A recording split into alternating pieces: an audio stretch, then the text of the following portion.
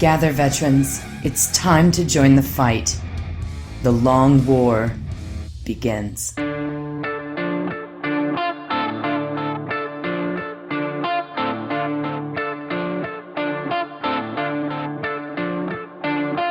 This is The Long War. I'm Robbie B, and joining me once again are my partners in crime, Kenny Boucher, Stephen Ford, and Mike Haspel. Yo, dog. Great to be here. Yo, what's happening, everybody? Keeping it icy in the Cat Command Center tonight with Robbie B. Hey, everyone. Haspel, you sound asleep. You all right, buddy?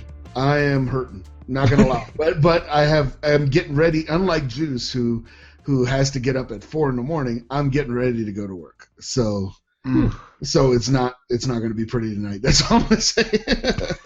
I know that, man. I've been mistakes there. were made. Yeah. Man. Us and our damn jobs having to make money. That's the worst. Rob I called Kenny the other day. Yeah. I'm like, Kenny.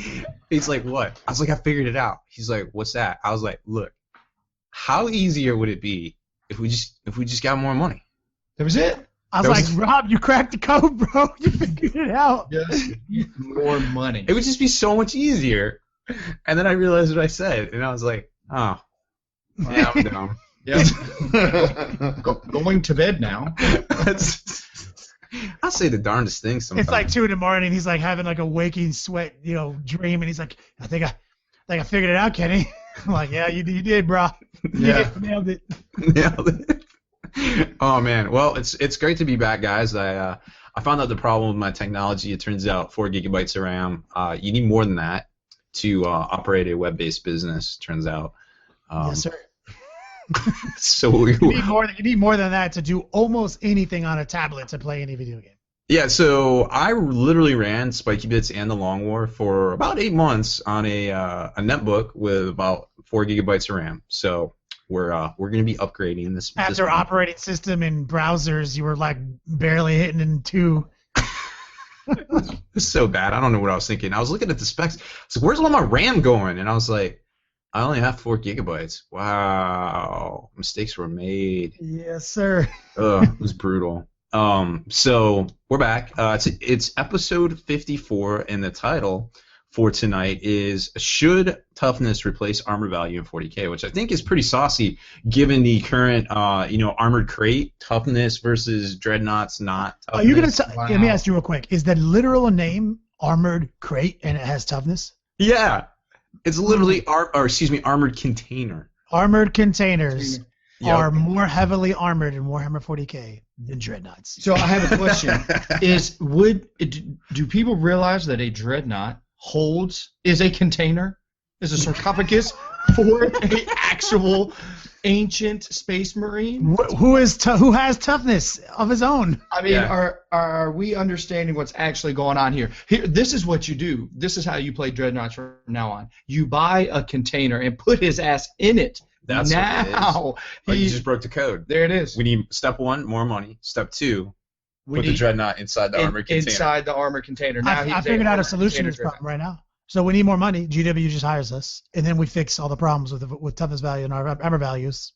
We're going to change our mission statement from bringing a hobby back to bringing dreadnoughts back. Win.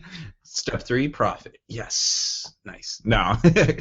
So we got a lot to talk about on that end, and I know there's a lot of games and a lot of products coming. Well, a lot of games came out before Warhammer Total War, but now Warhammer Total War is here, and it's probably all anybody's going to play for the next couple weeks at the very minimum. Haspel's got it. That's probably why he's so tired. Actually, I haven't. No, it's just switching from days to mids, and this schedule is brutal. But yeah, I'm a big fan of the Total War games anyway, and it's the power. I just wanted to talk about briefly the power of Warhammer, of the power of that name, because Total War has been around for, I would guess, just off the top of my head, at least 15 years. Shogun Total War was the first one that came out. I remember now. Wow. Yeah, they had Medieval Total War, Rome Total War. They even, then they started recycling stuff. The Medieval 2 Total War, Rome Total War 2, that kind of thing. And in the first week of Warhammer Total War being out, it broke a franchise record and sold 500,000 copies on Steam. That is massive. Wow. Especially that's a lot of copies. Yeah, you're talking about what essentially is a turn-based strategy game. Now, when you're fighting the battles, the actual battles, it's more like an RTS. But when you're setting everything up, the campaign screen, that is a turn-based strategy game. You know, there's so that is just absolutely insane. So Creative Assembly is excited. You know, for those who don't know, this is supposed to be the first in a Warhammer Total War trilogy. So I think they've firmly established that. I mean, servers were crashing and everything when people were trying to play first multiplayer. people couldn't even jump on. Like when I know it was like it went live around 12 Eastern or something, and my buddy was over here trying to get on, and he couldn't get on for like 3 hours that first day, that Tuesday. Yeah, it was crazy. It's really nuts. And so if you like and miss Warhammer Fantasy in the remotest sense, and you have a PC, it's not out for Mac, then you owe yourself to pick this up, because it is as close to playing a miniatures game. And of course, the armies that you're playing are the points values. If you translated them to tabletop, these are massive, massive games, because you don't need to worry about controlling all this stuff. You can, you're the general. You're just sending your troops out to do things. You don't have to micromanage them. You can if you want to, but you don't have to. So that's the beauty of it. And the stats, for those who are curious, the min requirements, which I would not recommend, I would not recommend trying to run it on a minimum, is a Win 7 64-bit computer with Intel Core 2 Duo, 3 gigs of RAM, which I would not recommend. That's not. I got 4 on mine. I can run this, right? You're going to need 35 gigs of hard drive space, and then the video card is what's going to hurt you. Oh, yeah. Minimum is the AMD Radeon HD 5770 with a gig of onboard memory, or an NVIDIA GTS 450 with a gig of onboard memory. That's what they're recommending. That's pretty serious as a minimum requirements for. Yeah, that's minimum requirements. So I would advise, having played just about every Total War game, I would advise not looking at the minimums, because you're not going to get the full experience. You're not going to be able to see, these massive. I mean, and when I was doing a Rome Total War and Medieval Total War, it was not unusual to have 2 Roman legions coming down. You're talking against whatever force. So you're talking 100,000 individually fighting figures on the screen, and you can pan the camera around, and there's heavy artillery and ballista and catapults throwing firings. There's pigs on fire running around into forces, guys on elephants. It was ridiculous, The only thing I could ask for that I would prefer over Warhammer Total War would be like Lord of the Rings Total War, because I'm more of a Lord of the Rings guy. But Warhammer Total War, I'm playing the vampire counts. It is an absolute blast. Solid win. I saw my buddy playing it with I guess you can start out as good guys or vampire counts, and then you gotta like fight some other vampire counts to like get your castles back or whatever. Yeah, that's like the tutorial mission is like, okay. Whatever faction you pick, you're gonna fight like a rebellious faction of your same faction.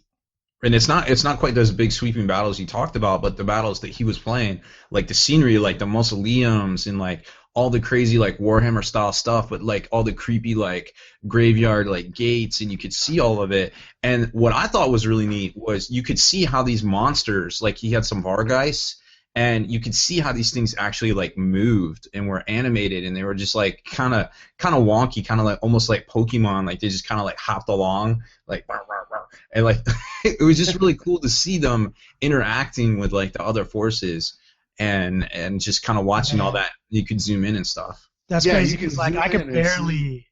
Sorry, I barely have enough imagination to figure out what's going on when I play 40k. So I crave what you just described. I mean, there was like cracks in the grass, like or the little stones on the ground around the cemetery town areas and such. And it was all like, very kind of old Victorian, kind of busted up. But there was grass coming up between them, and there was so much detail.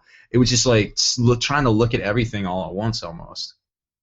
Yeah, and I feel like Creative Assembly has learned their lesson from like Rome Total War 2, where it was very unstable when it first came out, because I have not had any crashes or anything. The biggest problem I had was getting on the servers, and I think that was just they did not anticipate the amount of the power of Warhammer. They just didn't they didn't figure it out that it's like, oh yeah, like a lot of people like Warhammer. There's this thing called Warhammer that you know, if you put that name on there, it's kind of huge, kind of a big deal. Well, I'm glad they figured it out and got all that stuff online. So it's going to be cool. A lot of people are going to be talking about this, and then, you know, you got the new Dawn of War coming out next year, 2017. Yo, I'm pumped for that. Oh my gosh, that looks so good. Just seeing some of the screenshots that weren't actually in the like gameplay trailer. I don't even know if that was a gameplay trailer. No, that was a cinematic trailer, but Well, it doesn't like, matter. Yeah, but the cinematic trailer, but seeing some of the gameplay, like still shots with those knights walking around and stuff, whew, man, it looked good. Like, I cannot wait. Like, getting that RTS feel kind of thing back, it'll be neat to see, I'm sure. So I'm pretty sure we'll be talking about more video games on here in the near future, for sure. But kicking over to the last thing I wanted to talk about in Tabletop Market Watch was the new bases coming out. Now, I know we kind of talked about them briefly as they were coming out or as they were announced, but, you know, these things are, I mean, they seem like a really good deal to me, you know, about 55 cents each, rebase your army. Well, and that's the thing is, like, when I saw them, I was like, hey, these are cool, but I don't really think that I'm going to rebase my stuff because I have textured bases on all my Marines. I'm not going to move them from 25 to 32s because it's just too much work. Right. And when I saw those bases, I was like, yeah, they're cool, they're really neat, but I don't think I'm going to get them until I saw the price.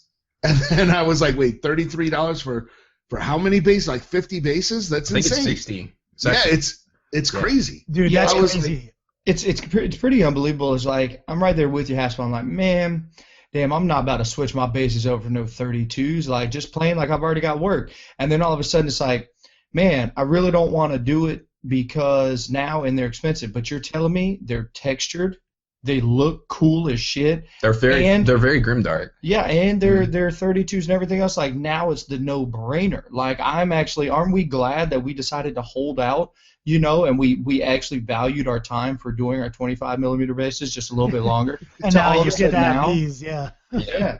And the rumor out there now the caveat, or I guess the con, is that there's only one like style, you know, grimdark, what do they call it, Minotaurium or whatever, Sector Imperialis, that's it. Yeah.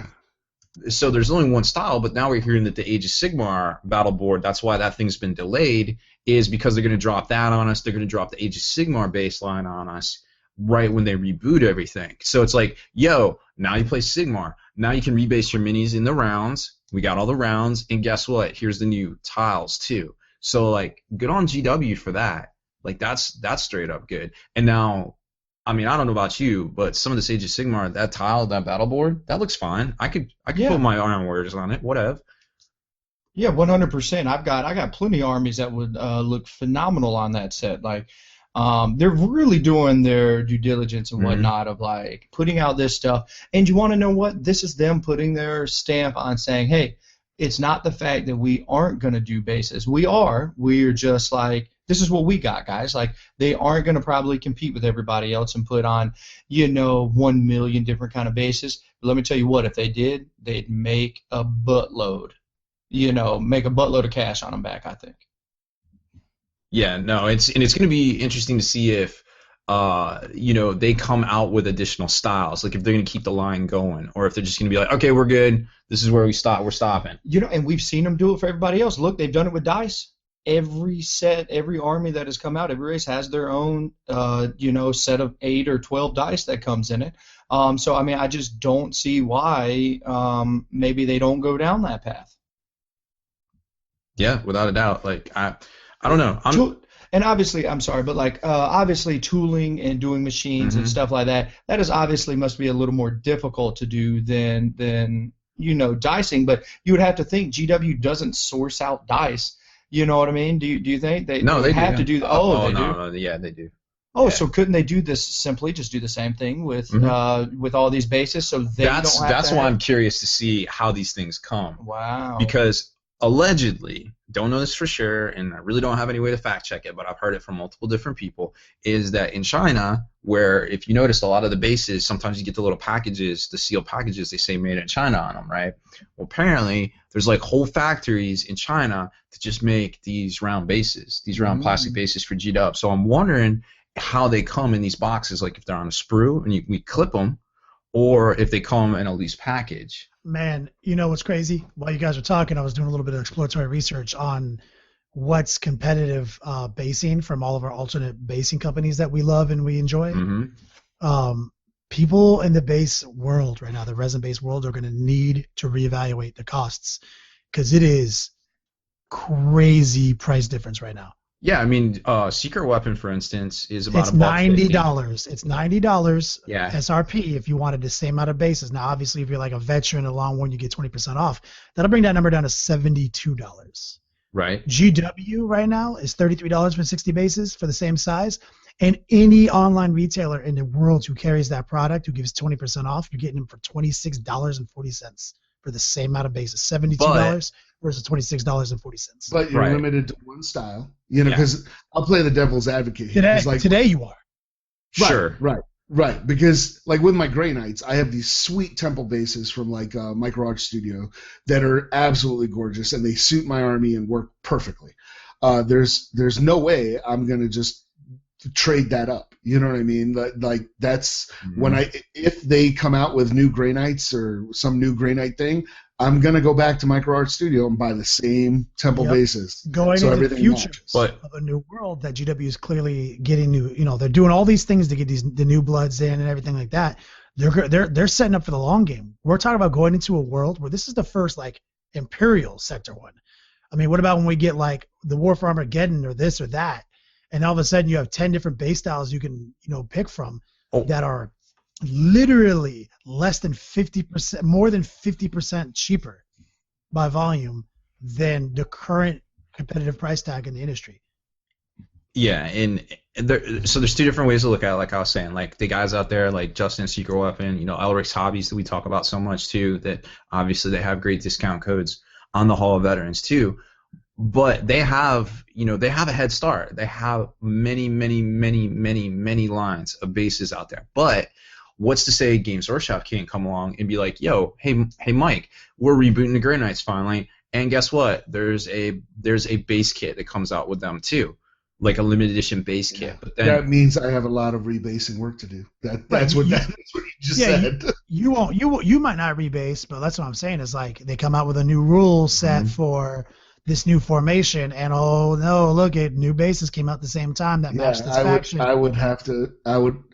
It depends obviously on the bases, but I mean, I would, if they were as good as this Imperial Sector set is, I might have to rebase my stuff. They're so cheap that GW can easily start offering deals where these just come with your Space Marines eventually.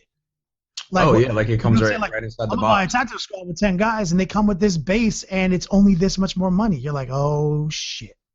Yeah. Like they don't put things. They have the advantage of knowing what their release schedule is before anybody else, and their manufacturing time and schedule. So like, I mean, this is going to change the world of alternate bases. Now, obviously, I don't think it's going to change. It's going to put anyone out of business if they have to scale back the prices to match, because there's like really good margins on resin right now. But it is you're talking about like potential corporate layoff. No, like I mean, real recognize real. You can't cut your product by almost 60 or 45%. No way. It's more than 50% off it. It's more than 50% off. You can't do that and not think that that's going to put some people out of business. It might not put like the owner out of business and his one guy, but the 3 other people he hired might have to go find another job. Absolutely. That cost has got to come somewhere. So I mean, it just kind of shows. I will say, I think this.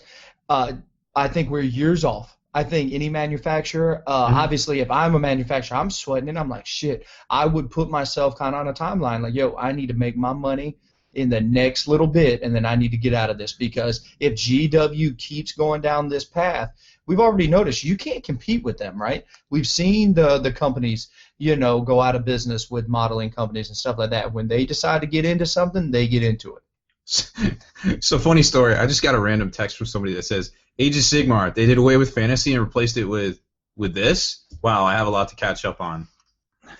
Just random text message there. Anyways, you know, Games Workshop is a really interesting kind of example, and to compare this whole thing that's happening here, because it's very similar, but also kind of different to the whole bits market. Like, I started a bits 2005, November 2005, so just over 10 years ago, right? And so much has happened. Like, they came after me many different times in many different ways, and there was a bunch of folks that came along and, you know, could do it better or whatever, air quotes, and did their thing and left their mark. And now the majority of them are falling by the wayside. You know, I think the latest one's Horde of Bits. You know, once GW figured out who they were, well, once GW gets an idea, let's just say, and they have an opinion about it, and it's negative towards you, well, that's they will throw unlimited resources, and that was before they even offered a solution.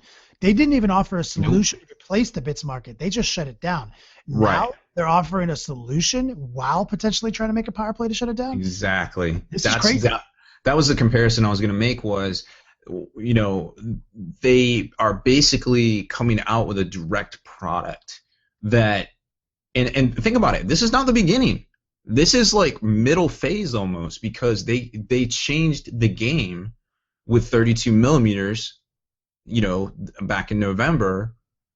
You're right. This is a multi-tiered attack plan. Right. So where are we? Standard size of bases, so all the other companies have to catch up to us, then start releasing everything in this new standardized base. Exactly. So they've been openly like cat and mouse messing with some of these the I don't know, what do you want to say, the base secondhand sellers, or what? I guess they're not really secondhand. No, the secondary market, or secondary market. Aftermarket. Yeah, it's the aftermarket. And you know, the thing with a lot of corporations is they want to get licensing. You know, they want fees. You know, you want to make a thing for the Game Boy where you got to pay Nintendo that royalty, or else you go rogue. You know what I mean? So like, that's kind of what's going on here, but not necessarily, because they make bases for other things like Privateer and Infinity, et cetera, et cetera. There's only so many round base sizes to go around, but you know, at the end of the day, there's something going on here, and I could see it continuing and evolving as we go. It's crazy. I mean, I don't like it just because I like how we have this corporation, this huge company, GW, that has essentially provided jobs for thousands and thousands of individuals in the secondary market, in this aftermarket. And I think that's kind of like one of the most beautiful things about business on a large scale, is that can actually happen. And the second you go in there and start controlling it like this and start making these power plays, you're like, why is it only $33 when everything GW's ever done has been a price gouge? How is this? This is not a mistake. Yeah, but You know what I mean? but lately though, look at the prices lately. That's one of the things that I was just BSing with some folks about it, and it's like lately their prices have been coming down dramatically, and what they've been doing, I think, is very, very savvy, especially for a publicly traded company. It's like, hey, we can't bring, say, the price of a knight down, because as soon as you do, it triggers. It devalues the product. Right? Why are you devaluing the product? You have to give someone more value, not less, but not make it cheaper. When you make something cheaper, it's devalued. When you give them extra, it's a bonus. Exactly. So they release a new product, Renegade, that has effectively dropped the price of knights. You know, but it's a new product. It's not an old one. So it's a great deal, and it's the same kind of thing that they've been doing with, you know, the I know this is slightly off topic, but Battle for Vedros. You know what I mean? It's like, Space Marines go for quite a bit now, and I know that Battle for Vedros is not targeted towards us. It's targeted towards new players. But from the sneak peeks that I've seen of it, the inside sprues are the old Assault on Blackreach sprues, which means those Space Marines, if you just need grunts to fill out your squads, they're fine. They're perfect. Yeah, and I'm glad you brought that out, because I actually wanted to talk about that. So Battle for Vedros is going live the 6th of June. So probably by the time you're hearing this podcast, it's probably already live. All sorts of different stores, hobby towns, True Value Hardware, some kids shops. Nothing like Toys R Us or Walmart or Target or anything like that has been announced yet, but you know, we're still going in. We're basically not even to the holiday build-up time, which starts traditionally in retail around September, October-ish. You know, and these, you know, I was going to write a blog article about this. I was like, are veterans going to buy Vedros? Because when you think about it, back in 2006, when Battle for Macragge came out, they landed those units. One Battle for Macragge, which at the time was $50 retail, which is the exact same price that it is right now. Again, minus a rulebook, a mini rulebook. It was the same exact price, and they landed those things to Memphis, to the warehouse, individual units, for between $5 and $6. Think about that. So it cost GW that much to get it into their warehouse, and they were retailing it for $50. Eventually it went up to $75 before, you know, it became the new, I don't even know which one came after, Blood of Blackreach, or I don't even know. Well, whatever. Yeah, that one. So think about that for a minute. Now, if you're telling me that I can get this box set again, which the last time it was offered, granted it came with a small mini rulebook, was $75. You know, you got the Death Copters and stuff, and then you got Dreadnoughts, like Mike was saying. You know, you got the Space Marines. They're all going to be available individually as well. You got bikes are going to be available individually. 3 Space Marine bikes for $15. Like, do you not think that veterans are going to be going into these stores picking this stuff up cheap when if they go to their local game store, they're going to spend $40 on a Space Marine bike squad? You go in here, it's less pieces to put together, and it's $15. Yeah, this never stopped people from looking for a good deal. As hobbyists, we are always taxed for cash. We're always looking for that sick deal. This is good. This is a super power play. You're right, Mike. It's savvy business move. Super savvy. This also mimics right now, as you're breaking it down, talking about that. Like, what happened every time one of these box sets come out? You go on eBay and you buy a set of 3 Death Copters for how much? $15. Yep. You go on eBay and you buy the Marine set out of it for $15. Box breaking is a big thing. But now. But now they literally just did it. Yeah, they already did it. Like, you don't even have to do it. You can get no more box break. They spent years shutting box breaks down. So like it's a 10-year plan, right? The long game. They spent years shutting box breaking down, aka bits. They shut it down, and it was good and dead now, right? And now they're reintroducing the most box breakable items at the best value we've seen in years, and they've already beat any potential box breakers to the punch. Yep. They are. I mean, it's. And then, like you said, any money in it. jumping into the base market now. Yep. You know, as part of their, like, you know, next level of that plan. It's like, I mean, I respect, you know, any strong boss play business move, but at the same time, it makes me nervous because I like all the other people also making money on the hobby. You know. Yeah, I mean, I don't think the bases are a large threat. I mean, when we start seeing. I feel like if they wanted to make a play to like shut down the base market, they wouldn't have released an imperial centric base. They would have revealed something that was just textured ground, you know, with rocks on it, like a generic textured base that everybody could use across the board, including Age of Sigmar. It could be a 5-year. It could be a 5-year plan. You know, like right, but that hurts by putting out the imperial base. Yeah, it's really cheap. But it's like if you don't play Space Marines, you're not using those bases. You know, like if you're not playing Imperial guys, you know what I mean? Like I wouldn't put Necrons on those bases. I wouldn't put Eldar on those bases. I'm sure some people might, and it'll look fantastic. But it's thematically, it doesn't really suit your army. Unless you and your buddy just bought the Assault for Ventress and want to get into the game, and you're like, yo, this is a good deal since we're going to be playing against each other all the time, that our armies have the same bases.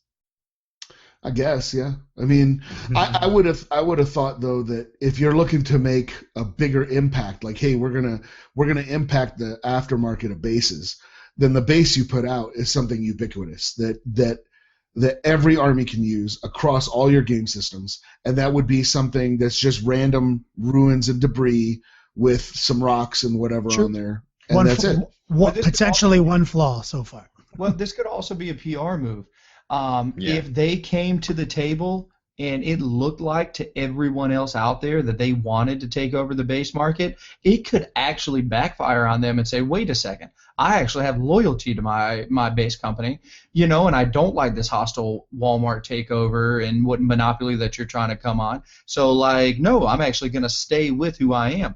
But because they are kind of like just tapping their toe in the water at first, you know what I mean? And like, oh, maybe they're not going to do this anymore. Let me buy this up. Then they drop another one. Oh, well, I'm sure this will be the last time because they haven't went full bore of this, so let me buy this one as well. You know, so I mean, it can be, yeah, you know, a double-edged sword. I also feel like they are dabbling in a lot of stuff. Like for me, I'm lucky enough that at Gamers Haven, we carry the Citadel air paints, you know. But I thought that was a thing, and like I thought everybody had that. And when we went to Illinois for Adepticon, and I told my buddy Dave we were painting that huge Titan, you know, the huge Warlord Titan. I was like, yo, man, we need to hit the local GW and pick up some of these air paints, these Citadel air paints, because they work really well. And you don't need to thin them. You just need an eyedropper to put them in your airbrush because they're using the same busted bottles as the regular stuff is. And he was like, what are you talking about?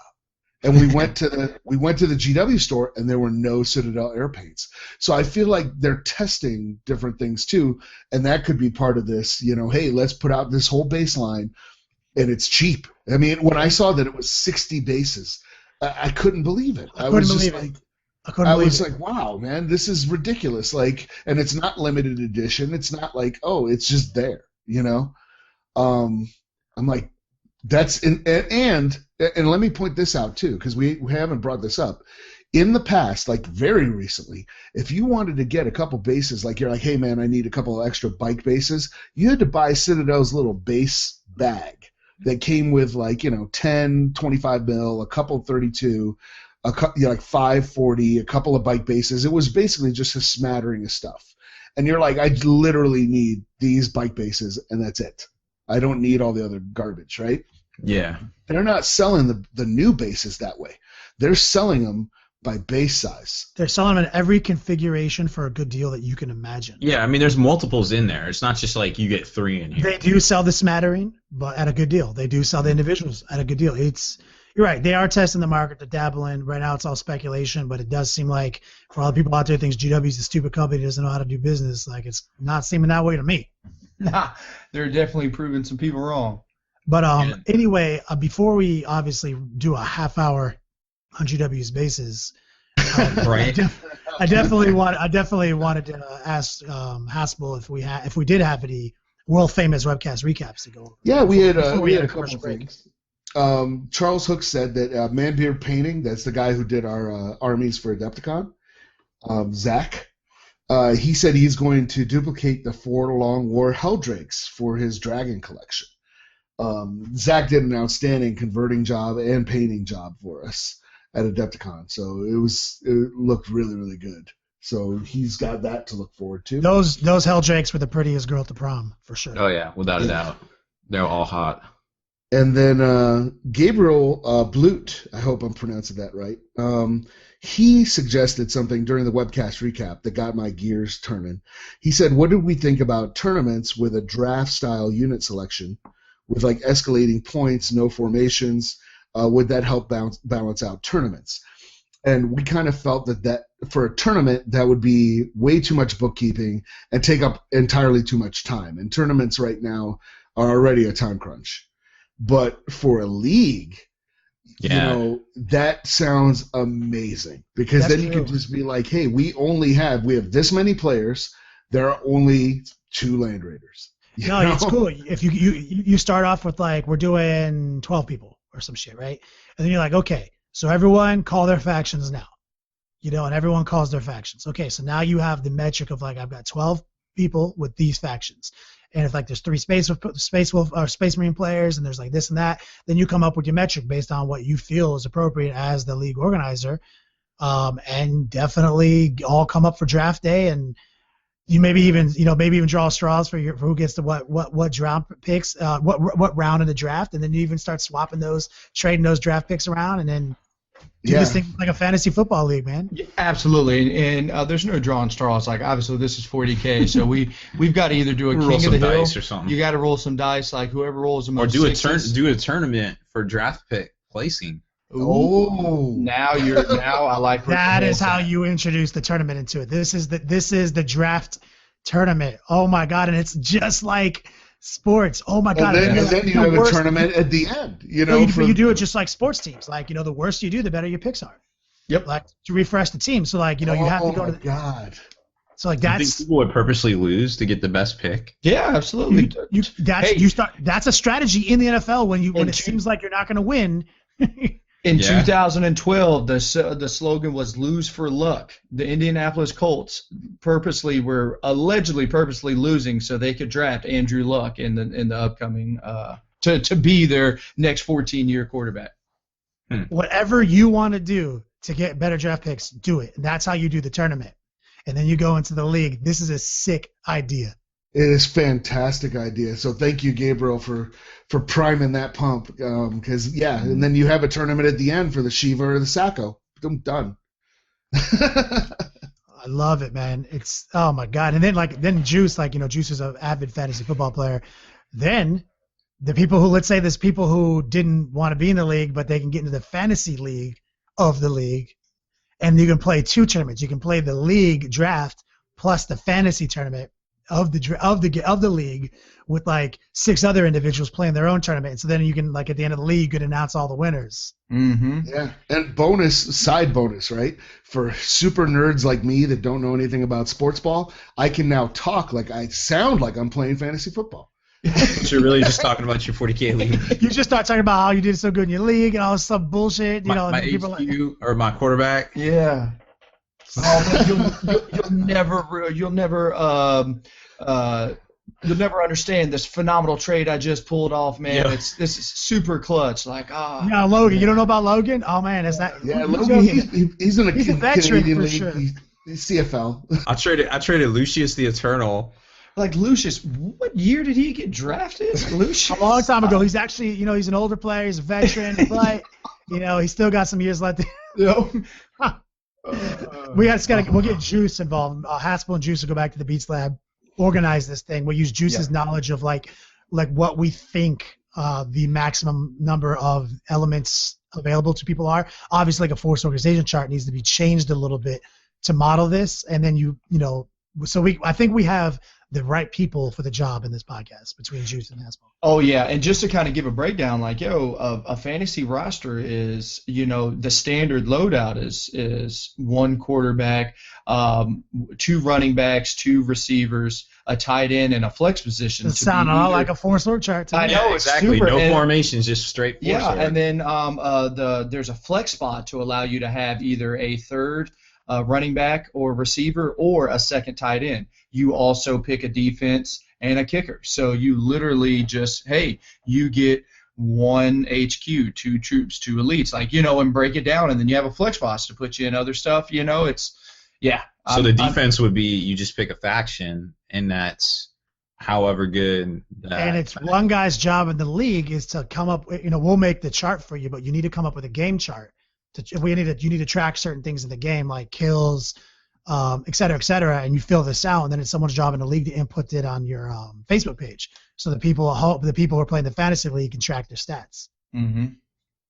Absolutely, I am all about this. Okay. Oh, this is happening. The Long War Fantasy League is happening. There's got to be stuff out there that that's already pre-programmed, not necessarily for football, but you put in your own parameters like HQ and shit. There's got to be out there. Yeah, absolutely. There's, right now you can go on in fantasy football and any draft website or anything else, and I would think that you should be able to export those numbers into just something else, and instead of using those matrix to literally draw the information out that you want. As long as all it is just inputting, because what you have to do is, for example, for every 25 yards that a QB passes, that's a point. Well, you could say, you could just as simply, there's an algorithm for that. You could say, hey, well, instead of warlord given or warlord denied. Yeah. And then for a whole point on a vehicle. For every unit in the game, you have a objectives secured. You know what I mean? And then also, units destroyed, units denied. If it survived the game, it gets the denied category.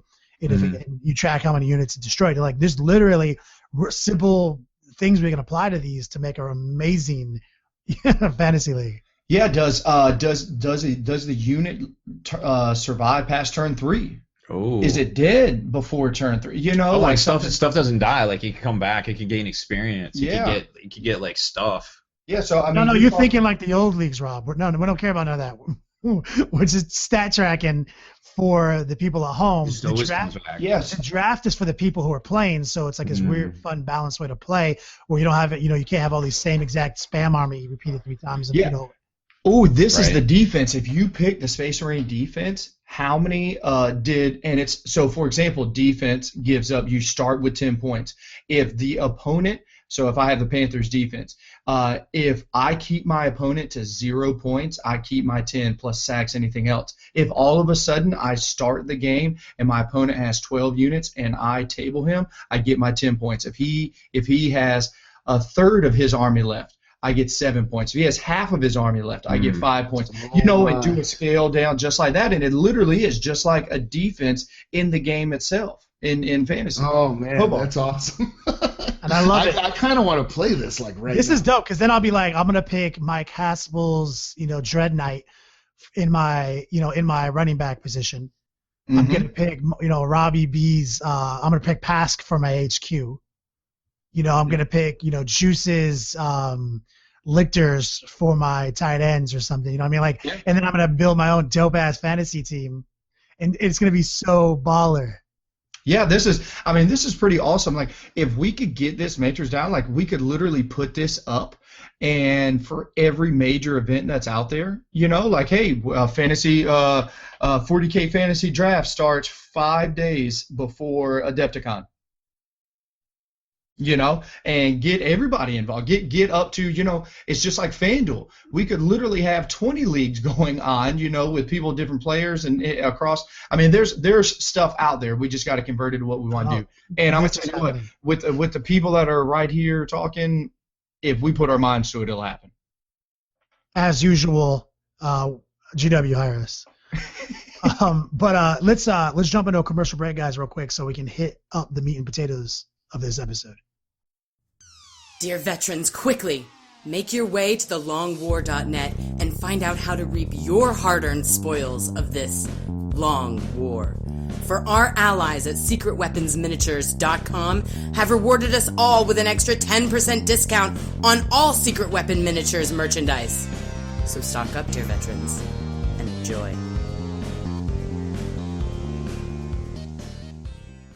Veterans, have you been by thelongwar.net lately? New spoils are piling up. Sign up at thelongwar.net and claim your code to unlock valuable discounts at your favorite wargaming stores. Our friends at kingshobbiesandgames.com have added to that horde. An additional 5% off their already low prices. Sign up for free. thelongwar.net. Dear veterans, quickly, make your way to thelongwar.net and find out how to reap your hard-earned spoils of this long war. For our allies at dicehead.com have rewarded us all with an extra 6% discount on all dicehead.com merchandise. So stock up, dear veterans, and enjoy. And we're back. Rob, let's do it. So it's so funny we were talking about like bases and stuff, but the real kind of big, I guess, product that came out was the armored container set, which is $50 for, it looks like 3 sprues, but the more important thing for us, at least, is the fact that they have a toughness value instead of an armor value. So I want to brutal. I just want to real quick. I want you to recite to me verbatim what the name of this item is. This episode? This item. The item itself. Oh, okay. So it's called, here, let me pull it up on the site. So it's called the the armored container cache. Now, I have another question for you. What does AV stand for, as in like AV12? What does AV stand for? Armor value. I'm getting a little confused here.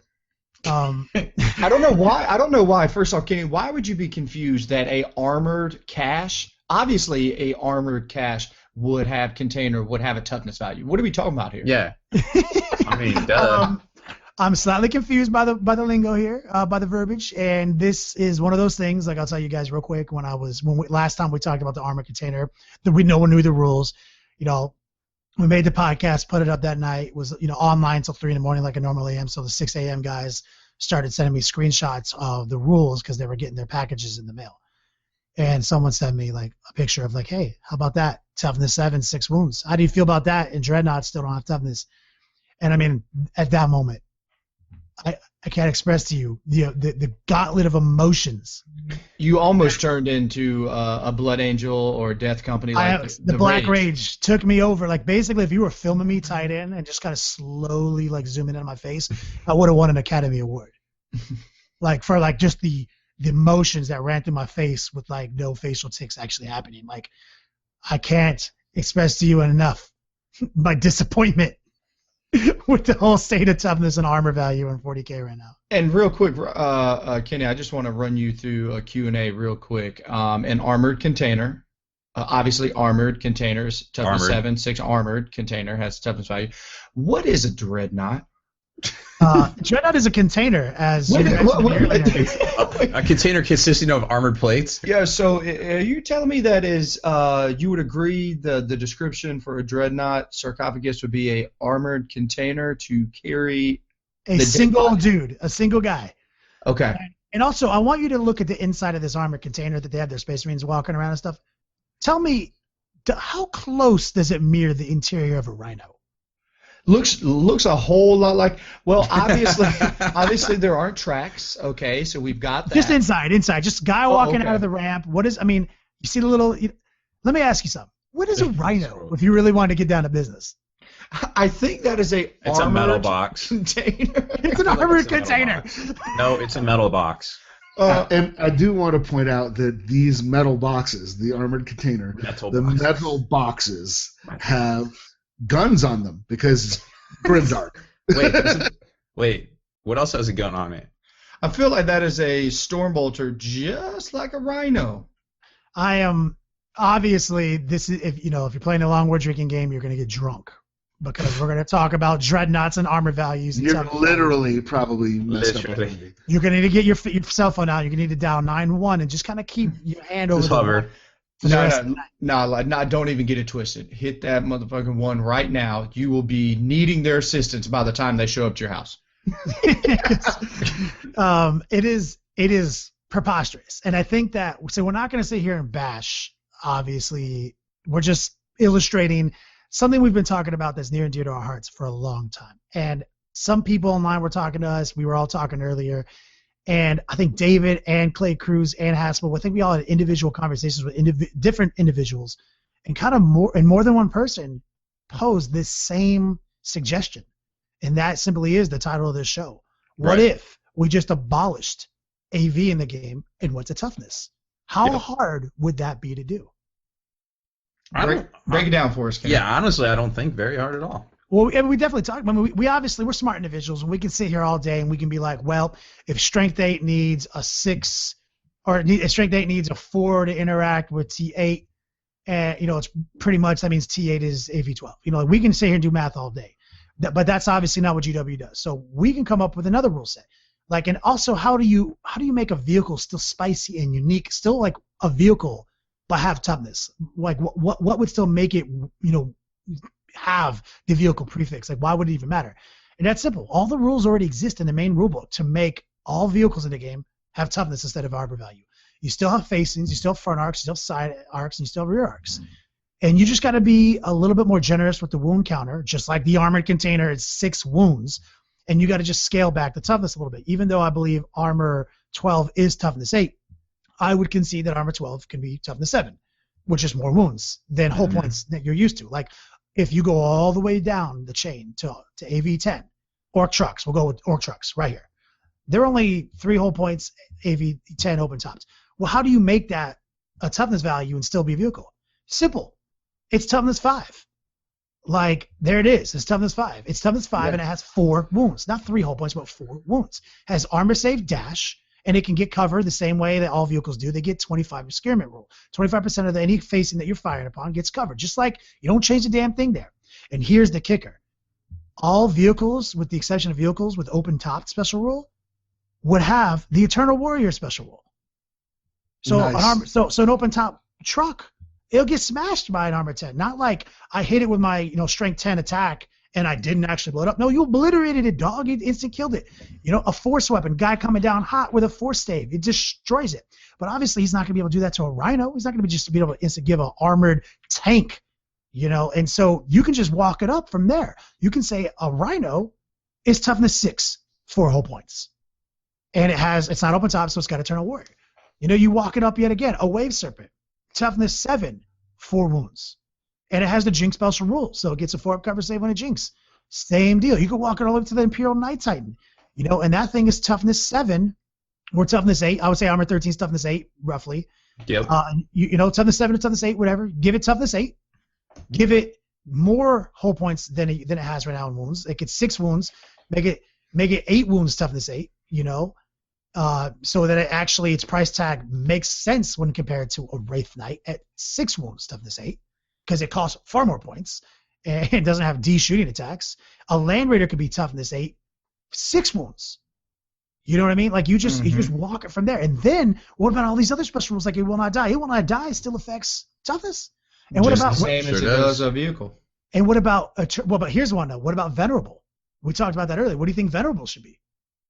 I mean, I love your idea. Like turned into an invulnerable save. Like Feel pain. Yeah, Venerable. Pain. I could see either of those. You guys came up with a great idea for Lance. Well, how does Lance weapons interact now?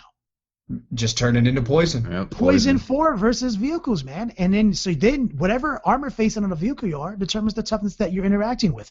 That would make vehicles a whole lot more interesting, a whole lot spicier. Mm-hmm. You can interact with them in more ways than you we used already to. have the standard for it. We just talked about the armor placings versus toughness. You put slashes. One little errata, armor value removed, and then you just add lines of text to all the other rules. Like, it's not even that many rules. We just pretty much covered all the ones. Like, and now, but think about this. Now, more things can actually interact with toughness 7 than armor 11.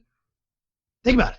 Mm-hmm. You know, like armor 11, you can't shoot a bolter at it, but you can shoot a bolter at toughness 7, but it's got more wounds. You know what I'm saying? Like, so you've actually made more dice rolls that do more things. Now Shred can shit on a vehicle. Like now that's another one. Armor Bane versus Shred. You just get rid of Armor Bane.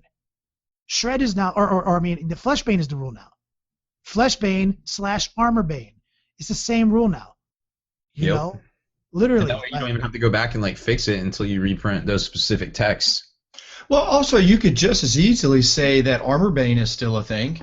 Actually, you're right. You're right. Because a toughness value is different when it has a toughness value with a monstrous creature next to it. No, you're actually right. They get to roll 2 dice and add it together. Yeah. Yeah, like absolutely. Like I wouldn't.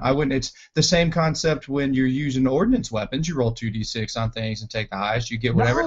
No, you're right. I stand corrected. You literally don't have to change practically anything in the game. And even negatives, because that's one thing people are like, oh, well, how are you going to translate this negative over? It's like a dangerous terrain check. Wow, you take a wound.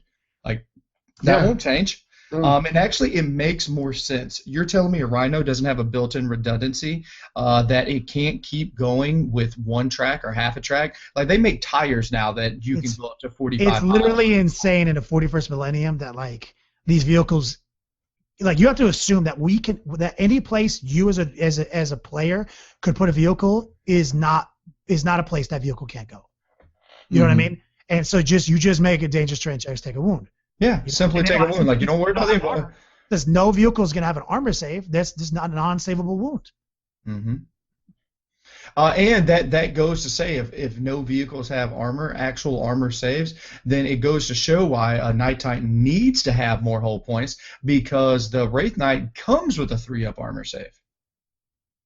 Yeah, because it wasn't a vehicle. So I mean, that's what I'm saying is, and that fixes literally every complaint I have right now about how Wraith Knights are pointed versus Knight Titans, about how Dreadnoughts are just the stupidest thing ever. But like, if you made them toughness 7, like we said, I mean, and then look at like the Blizzard Shield. Now you have a Dreadnought with a 3-up invulnerable. Like, I mean, there's so many things that automatically become playable. A drop pod comes down, it's immobile, right? Same rule still applies. A vehicle in close combat, and also you don't have to give vehicles weapon skills. Nothing has to change. Vehicles are just hit on a 3-up unless they're immobilized. So now the vehicle. So you have to just come up with the vehicle. So I guess the vehicle chart is something you have to come up with. But I mean, you just abolish the vehicle chart. Keep immobile on drop pods, so like drop pods are automatically hit in close combat, like, and they're open top. I mean, like, It is not that much. It's less work than what GW did for the last 3 weeks FAQs. Yeah. Yeah, and to be honest, I guess the only, I would say everything seems kind of clear-cut except the vehicle chart, but in my opinion, you just have to decide what stance you want to take on it. And this is just, first knee-slapping, go at it. You can either say you abolish it, or you say when a vehicle takes, when they lose half their wounds, they are shaken. Or something of the sort, like you can convert a chart over to something like that. For every wound it takes, it's shaken. Or, you can do it per phase. You can say if a vehicle takes 2 wounds in any phase, it's shaken. Yeah, and that's deadly. But and it's so crazy to me to think that a vehicle, again, 40,000 years in the future, it gets it gets the lowest form of penetrated and is shaken. Now all of a sudden, a Lamb Raider can't shoot any of its stable weapons. Are you kidding me? Reinforced computer generated targets with guided everything, blah blah blah. Ablative armor. Yeah, you're telling me all that is null and backup void. Redundant systems. All that is null and void off of a random crack grenade that is. Or like a melta gun. A melta gun that needs to roll a 7 on 2 dice. Mm-hmm. Or shoots a rhino that's 12 inches away and hits a 5. I mean, you know what I mean? It's then I roll a 1. They're both shaken. Both vehicles suffered exactly the same result. Get out of here. Yeah, These there's are no all, way. It can streamline the game, make the game a lot more fun, make vehicles a lot more fun for everybody. It's crazy. And now they're giving us rules on high toughness, high wound count things with armor in the title. It's almost like they're setting a precedent that we don't know about. Dun, dun, dun. Yeah, I don't know. I'm down. But all right, so before we go, let's talk about the rules. Yeah, so you get, for 40 points, you get the armored cache, right? And it consists of 1 of the armored containers, aka the metal boxes, 4 of the supply crates, which are little square thingamabobbers, and 3 Munitorium Prometheum barrels.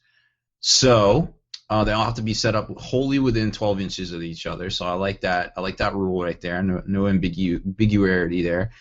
So the armor container, a model in cover behind the armor container, has a 4-up cover save. All right, that makes sense. 1 non-vehicle model in base contact with the armor container can fire all its storm bolters instead of firing its own weapon, following the normal rules for shooting. I like the wording on that. Okay, so I don't fire, but I can shoot. I don't fire my bolter, but I can shoot both storm bolters that are on this thing. Yeah. Cool. I guess you know the code to Funky Town and punch it in. The armored container can be shot at and attacked in close combat. It is hit automatically in close combat and has the following profile, which we've already discussed. It does have a 3-up save. The ammunition dump, a model in cover behind an ammunition dump, which looks to be the smaller little crate thingies, has a 5-up cover save. Any model within 2 inches of the dump rerolls failed to hit rolls of 1 in the shooting phase. And real quick, Kenny, I just want to make sure that you heard that last part, because that's one thing that we actually didn't talk about. This armored crate not only is toughness 7 with 6 wins, but has a 3-up armor save. I don't even know how to respond to that. I don't speak. Yes, a 3-up armor save. I have a quick question. Now, when you deploy these, when you buy this, can you deploy it stacked, or do they all have to be on the table? One is, it only comes with 1 of the big containers. No, if you buy, if you buy multiple containers, it's a valid question, because that's a good point. Well, it's one of those things. I went down this rabbit hole with some of the people at my local game shop some years ago. It's like, well, what happens if I have a double CAD and I have 2 fortification slots and I buy 2 Sky Shield landing pads? Can I stack both Sky Shield landing pads on top of each other? So now you have to come. The only way to come get me is if you come 12 inches up, because each level will count as 3. Blah blah blah.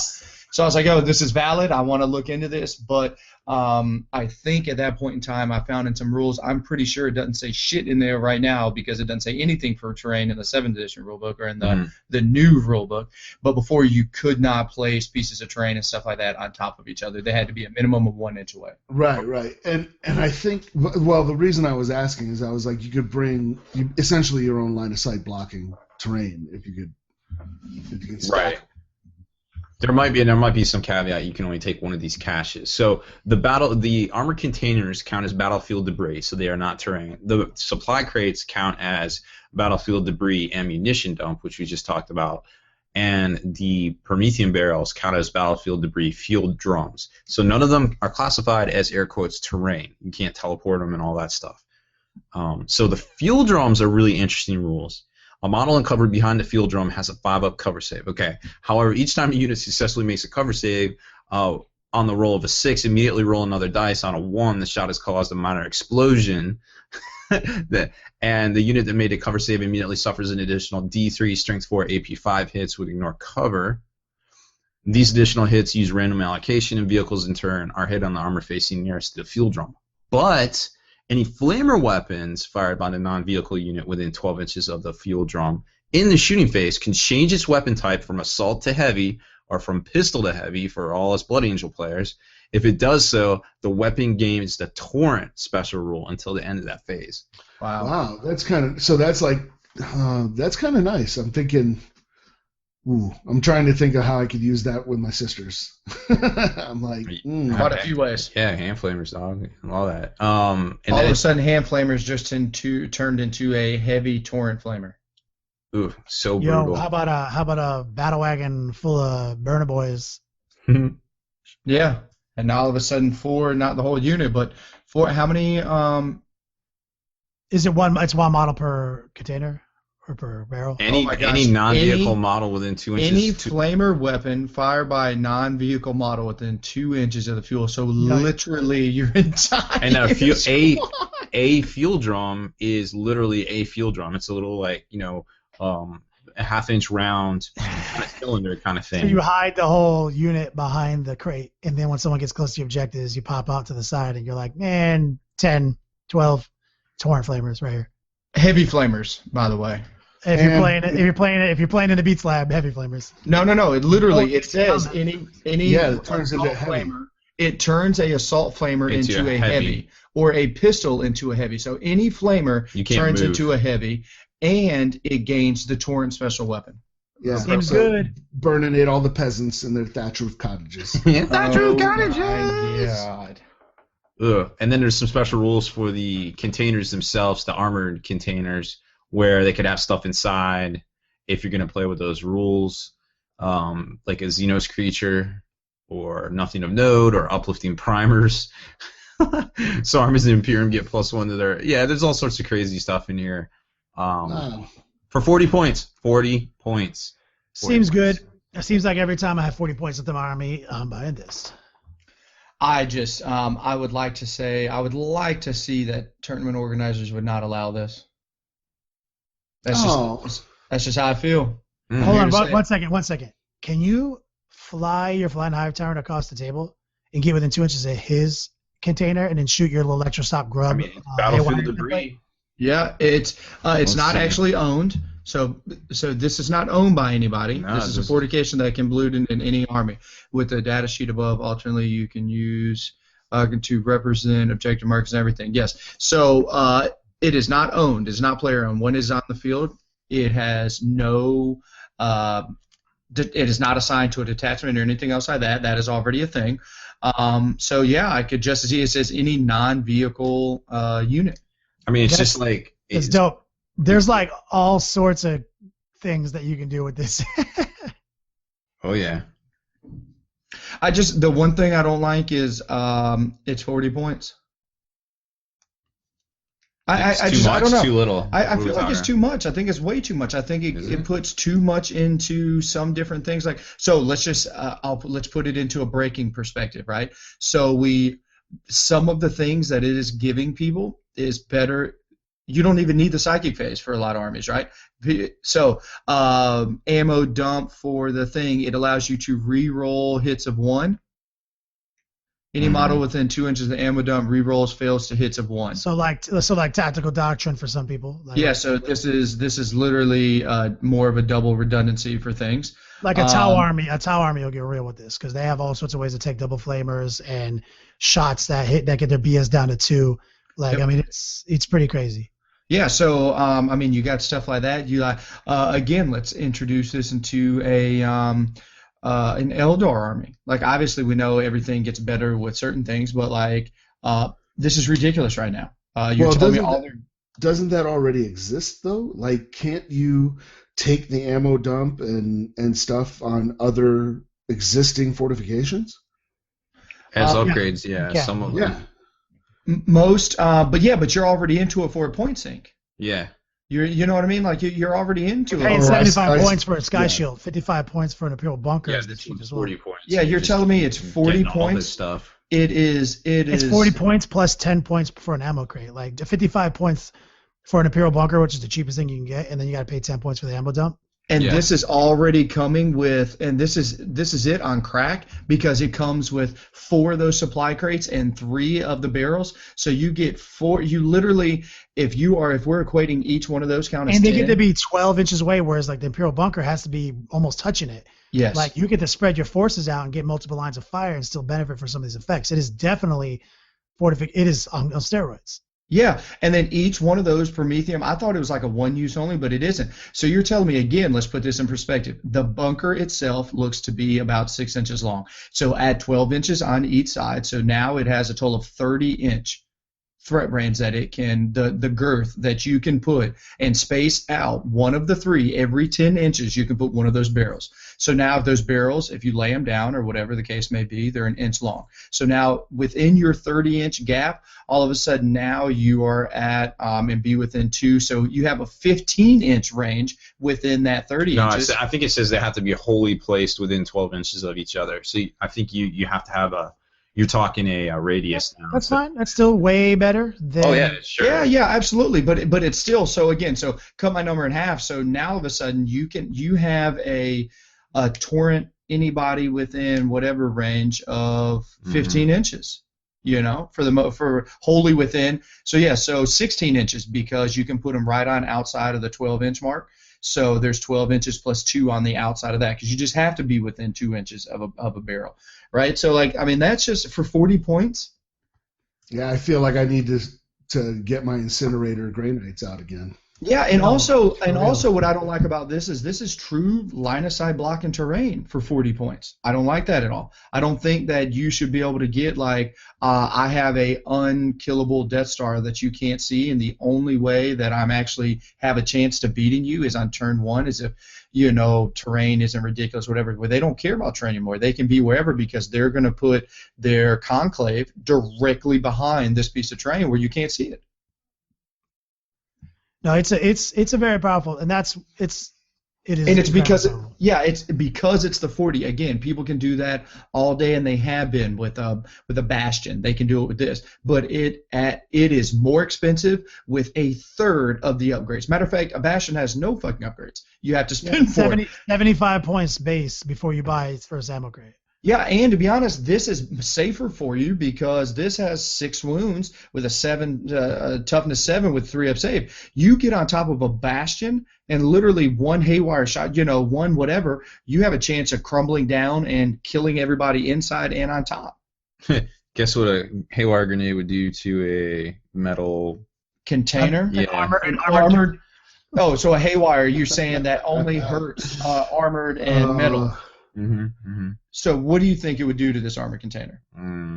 Probably flatten it. Yeah, I think, yeah, but guess what? It does nothing. It actually it hits it with like a strength 4 assault 1 shot, So that's right. So if you just look at it, guys, I'm not trying to be super negative or anything. I'm just a realist.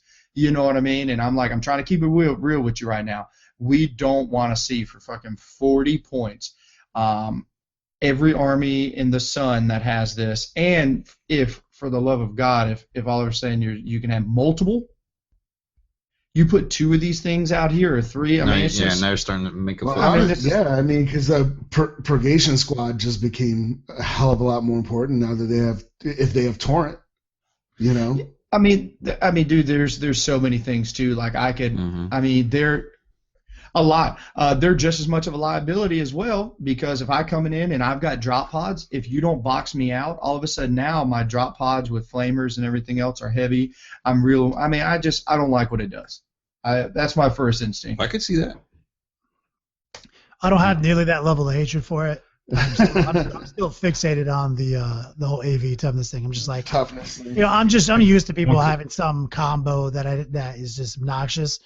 Like what I'm not used to is it being toughness. And that's, to be honest, I don't know if I have a hatred for it. I just, again, I look at it and I don't see that this was well thought out. Well, how many come There's in the something box?